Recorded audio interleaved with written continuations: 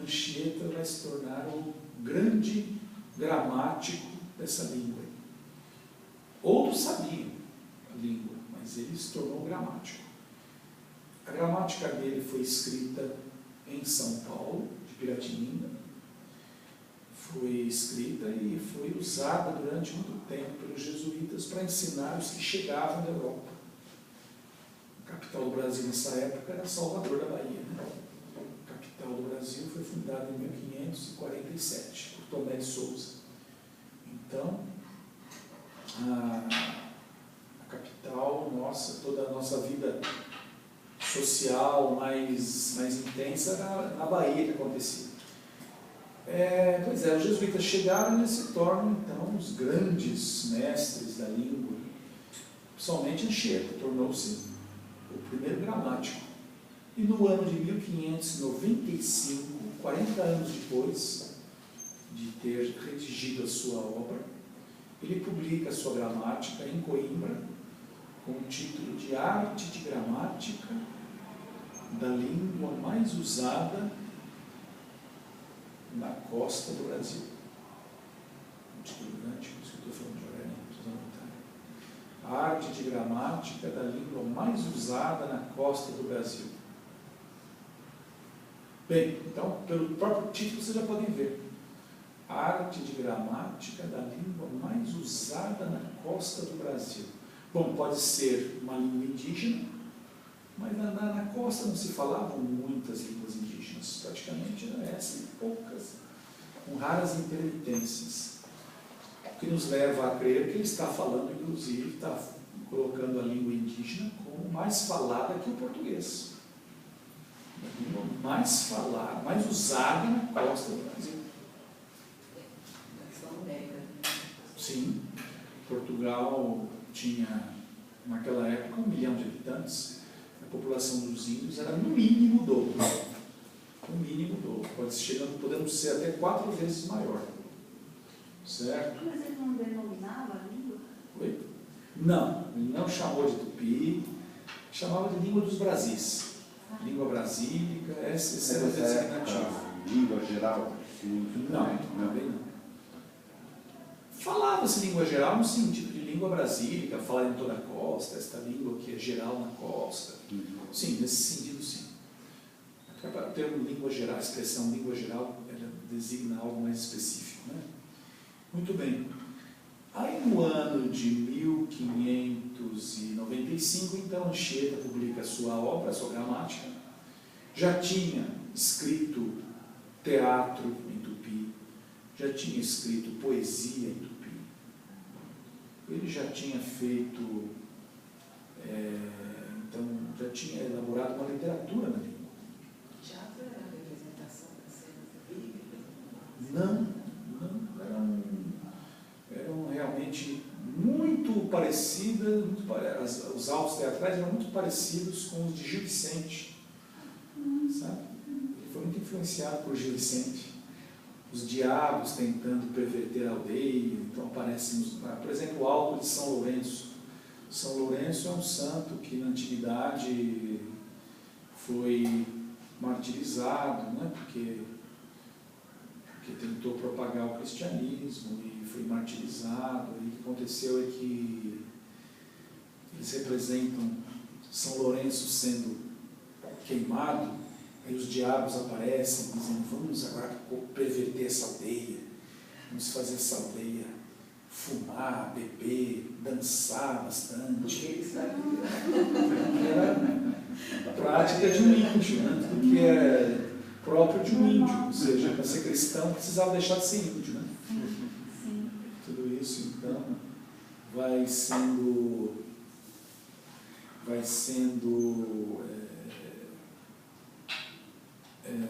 apresentado essa cultura dos índios como algo demoníaco e tal.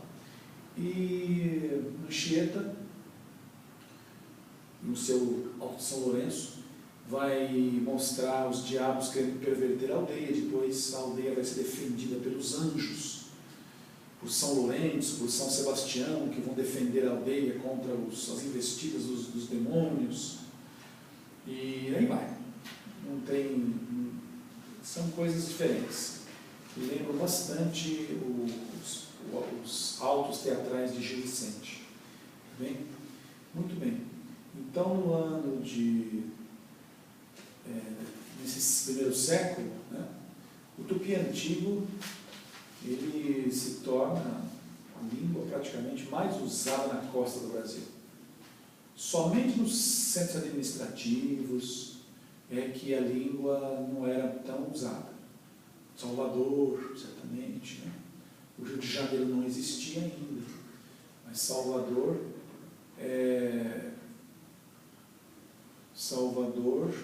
foi a primeira capital do Brasil. Mesmo lá, a língua era usada. Isso nos contam, por exemplo, as cartas do Padre Antônio Vieira. O Padre Antônio Vieira dizia que, quando era jovem, falava a língua brasílica no colégio de Salvador. Ele nos conta que, Gregório de Matos nos conta que, em Salvador da Bahia, havia uma classe rica, os chamados caramurus, que falavam a língua dos índios, que eram, embora se considerassem fidalgos, de fidalgos não tinham nada, né? Eles tinham o sangue índio nas veias, a correr nas veias, e falavam a língua dos índios. Isso é um poema dele muito famoso, em que ele diz assim: a coisa como ver um paiaiá, vocês podem procurar na internet depois, vocês encontram isso aí, muito prezado de ser caramuru, descendente de sangue de tatu, cujo torpe idioma é cobepá. Esse torpe idioma aí é a língua dos índios, a língua tupi. Pois é, o que acontece? Isso é o primeiro século do Brasil. No primeiro século o Brasil foi atacado pelos franceses, foi invadido pelos franceses em 1555, a invasão francesa na Guanabara. Os franceses ficaram ali até 1567. Foi por isso que o Rio de Janeiro foi fundado, para proteger o Brasil de invasão francesa. O Rio de Janeiro teve a sua fundação por causa disso. Depois, no século XVI, então, o Brasil não sofreu mais invasões estrangeiras. No século XVII, 1601 até 1700, né, tudo vai mudar. Nós vamos ter uma nova configuração política. Primeira coisa, nós não somos mais independentes. Portugal está nas mãos da Espanha. De 1580 até 1640, Portugal está nas mãos da Espanha. Portugal perdeu sua independência. Nesse ínterim, os holandeses invadiram o Brasil. Em 1625, os holandeses invadiram o Brasil. Não só que foram rechaçados, foram expulsos da Bahia. Em 1630, eles voltaram à carga, né, e invadiram Pernambuco. Aí daí ficaram 26 anos no Brasil. Ficaram 26 anos no Brasil, tomaram toda a costa nordestina. Ficaram ali. Então, oi? Durante a invasão, durante o período espanhol também, os franceses invadiram o Maranhão. Durante a invasão espanhola, durante o domínio espanhol, invadiram o Maranhão. Com isso, o que acontece? Com isso começa a colonização da Amazônia. Foi o que precipitou a colonização da Amazônia, foi a invasão do Maranhão. A costa norte estava sendo invadida pelos franceses, o nordeste já estava tomado a costa nordestina quase toda, pelos holandeses, certo? Então, era uma situação diferente do século XVI. Nós tivemos invasão, mas não teve as consequências que essas invasões tiveram, somente a invasão francesa, porque a invasão francesa levou os portugueses a começarem a colonizar a costa norte. E aí iniciam a interiorização da colonização brasileira por meio do Rio Amazonas. Porque o Brasil até então, né, dizia o Frei Vicente do Salvador, os brasileiros são como caranguejos a arranhar a praia, né? Ficam só no litoral. Lá na Índia eles eram chamados de bate-praias, não saem da costa. Portugal tem uma vocação marítima, né? Tem uma vocação para Os portos ali na cidade. só. Agora, a partir da invasão francesa no Maranhão, começa uma coisa diferente. Portugal começa a entrar na Amazônia, né? A colonização amazônica. E já no sul, lá na capitania de São Vicente, esse processo também já tinha começado, já fazia tempo, por meio dos paulistas. Os paulistas também já estavam avançando em direção ao interior. Então foram os dois grandes eixos de avanço para o interior, né? Os paulistas.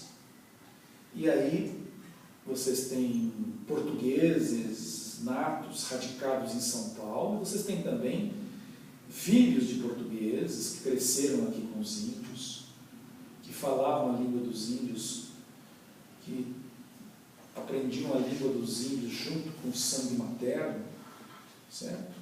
Junto com o leite materno, sangue, junto com o leite materno, aprendiam a língua dos índios, né? E falavam em casa, mesmo famílias portuguesas, né? O pai e mãe portugueses, os filhos eram educados pelas escravas índias, as amas de leite. Você tem a ama de leite que amamenta e tem a ama seca que não amamenta, né? A ama seca só toma conta das crianças. Isso quer dizer, nunca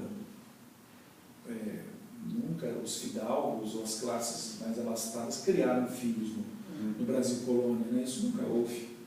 Quem criava filhos dos ricos ou dos fidalgos ou dos mais abastados eram os escravos. Então, é com os escravos que as crianças aprendiam a falar a língua dos índios. E assim foi. São Paulo foi se tornando a província.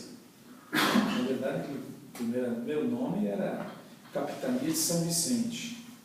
Depois, porque foi fundada a Vila de São Paulo, né, tornou-se mais tarde Província de São Paulo, né, Capitania de São Paulo, depois Província de São Paulo, e finalmente Estado de São Paulo. Pois é, mas o que hoje nós conhecemos como São Paulo era algo muito mais dilatado no século XVII. Muito mais. Nós podemos falar de uma paulistânia, ou seja, tudo aquilo que foi colonizado pelos paulistas. A paulistânia. Os paulistas iam em busca de escravos e mais tarde em busca de metais e pedras preciosas, né? Pedras preciosas, mais tarde. Mas no início foram em busca dos escravos. E aí foi se criando uma civilização mestiça. Né? O paulista tinha o rosto mestiço. Não estamos falando de uma São Paulo pós-imigrações europeias, não. Estamos falando de uma São Paulo que era a Índia mesmo, uma São Paulo cuja língua era a língua dos índios. O Padre Vieira vai dizer no século XVII que em São Paulo, nas famílias portuguesas, as famílias portuguesas e as famílias indígenas estão tão entrelaçadas que nas famílias portuguesas a língua que mais se fala é a dos índios.